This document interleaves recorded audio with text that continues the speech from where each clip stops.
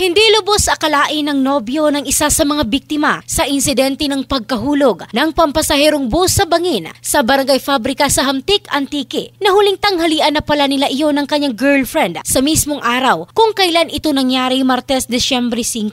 Ibinahagi ni Henry Jan Priyo sa kanyang Facebook account ang kwento ng kanilang pag-iibigan ng isa sa mga biktimang si Janine Marquez. Ayon kay Priyo, kakaselebrate lang nila ng 2nd anniversary noong December 2. Noong Martes, sabay pa silang nag-lunch sa lugar kung saan din sila unang nagkasabay kumain. Napatunayan din umano niyang marami ang nagmamahal sa kanyang nobya dahil sa mga oras na busy sila sa paghahanda ng mga kinakailangan sa lamay. Lahat ng mga kabarangay nito ay tumulong. Nawari by at home ang kanyang pakiramdam. Ngunit sa kasamaang palad, wala na umano ang kanyang itinuturing na tahanan. Nagpaabot din ng pakikiramay ang pamunuan ng paaralan kung saan nagtratrabaho ang biktima bilang guro. Napag-alaman na umakyat na sa 18 ang patay sa 28 sakay ng bus as of December 7 nitong taon matapos pumanaw ang isa sa mga kritikal. Ang bahaging ito ay hatid ng DriveMax Adult Herbal Capsule, lalaking laging umaangat. In the heart of changing lives, ito si Michelle Craste ng Brigada News Philippines,